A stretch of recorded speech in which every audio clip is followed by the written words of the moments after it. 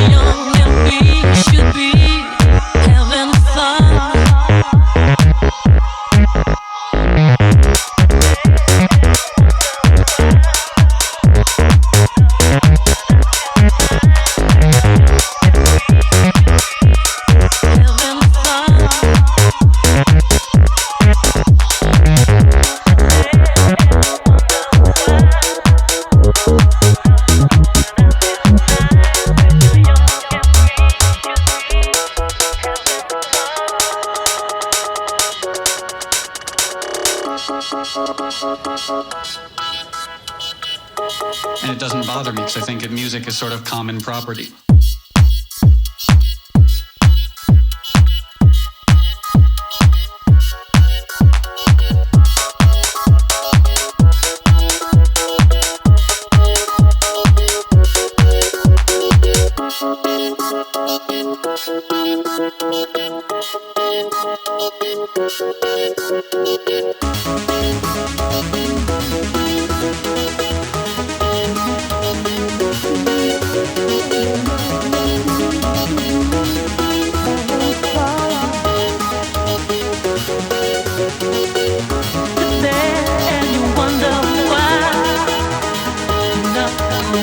Tonight when you're young